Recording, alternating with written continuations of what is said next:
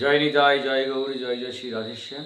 সকল ভক্তবৃন্দের চরণে দণ্ডবত প্রণাম জানিয়ে আজ আমরা আশ্বিন মাসের শুক্লপক্ষের যে একাদশী, সেই একাদশী সম্পর্কে আলোচনা করব। আশ্বিন মাসের শুক্লপক্ষের একাদশী পাশাঙ্কুশা একাদশী। এই একাদশী ব্রত আগামী 3রা অক্টোবর শুক্রবার 16ই আশ্বিন এই ব্রত পালন করতে হবে। এই ব্রত সকলেই পালন করুন। চাতুর্মাস্য ব্রত যারা পালন করছেন তারা জানেন যে একাদশী ব্রত থেকে চাতুর্মাস্য যারা শুরু করেছেন, এই পাশাঙ্কুশা একাদশী ব্রত থেকে চাতুর্মাস্যের 4র্থ মাস শুরু হবে। আর যারা পূর্ণিমা থেকে শুরু করেছেন তাদের লক্ষ্মী পুজো যে পূর্ণিমা, সেই পূর্ণিমা থেকে এই চাতুর্মাস্য ব্রত শুরু করা হবে। এই চাতুর্মাস্য ব্রতের 4র্থ মাসে, যাকে আমরা নিয়ম সেবা মাস বলি, দামোদর মাস বলি, মাসের মধ্যে সব থেকে গুরুত্বপূর্ণ মাস এই নিয়ম সেবা মাস। এই মাসে অনেক বিধি নিষেধ আছে, যে যতটা সম্ভব সে ততটাই এই নিয়মটা পালন করার অবশ্যই চেষ্টা করবেন।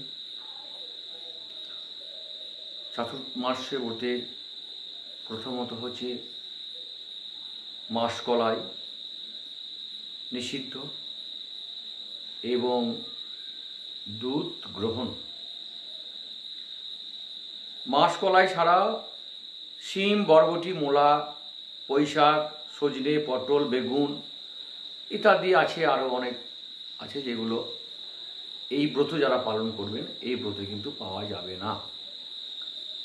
এবং দামোদর মাস শুরু হচ্ছে, সেই দামোদর মাসের দীপদানের প্রচুর মাত্রা আছে। কোটি কোটি জন্মের পাপ চলে যায়। ভগবানের ভজনা, অধিক হরিনাম জপ, মিথ্যা ভাষণ, অনেক নিয়ম আছে। যারা করেন তারা অবশ্যই জানেন, তারা অবশ্যই পালন করবেন। আর যারা করেন না তাদের উদ্দেশ্যে বলবো, অন্তত নিরামিষ আহার অবশ্যই গ্রহণ করবেন। এই মাসটা আমিষ আহার সম্পূর্ণ বর্জন করবেন। পরবর্তীতে বিষয় নিয়ে আলোচনা করার চেষ্টা করব।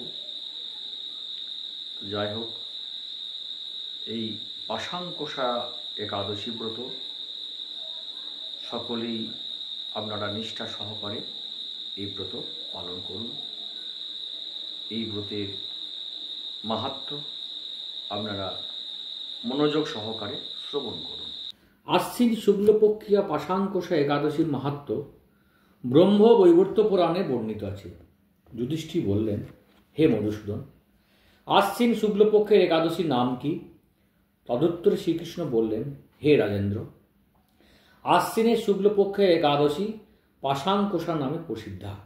কেউ একে পাপাঙ্কুশাও বলে থাকেন। এই একাদশীতে অভীষ্ট ফল লাভের জন্য মুক্তিদাতা পদ্মনাভের পূজা করবে। শ্রীহরি নাম সংকীর্তন দ্বারা পৃথিবীর সর্বতীর্থের ফল লাভ হয়। বদ্ধজীব মোহবশত বহু পাপকর্ম করেও ভগবান শ্রীহরি শরণাপন্ন হয়ে প্রণাম নিবেদনে নরক যাতনা থেকে রক্ষা পায়। এই একাদশীর মহিমা শোনার ফলে নিদারুণ যমদণ্ড থেকে মুক্তি লাভ হয়। শত রাষ্ট্র যোগ্য এই ব্রত শতভাগের একাংশে সমান হয় না। এই ব্রত পালনে স্বর্গবাস হয়, মুক্তি, দীর্ঘায়ু, আরোগ্য, সুপত্নী, বন্ধু প্রভৃতি অনায়াসে লাভ করা যায়। হে রাজন, গয়া, কাশী, এমনকি কুরুক্ষেত্রেও শ্রীহরি বাসর অপেক্ষা পুণ্যস্থান নয়। হে ভূপাল, একাদশী উপবাস ব্রত করে রাত্রি জাগরণ করলে অনায়াসে বিষ্ণুলোকে গতি হয়। এই পাশাঙ্কুশা ব্রতের ফলে মানুষ সর্বপাপ মুক্ত হয়ে গোলোকে গমন করতে সমর্থ হয়। এই পবিত্র দিনে যিনি স্বর্ণ, তিল, গাভী, অন্ন, বস্ত্র, জল, ছত্র, পাদুকা দান করেন, তাকে আর জমালয়ে যেতে হয় না।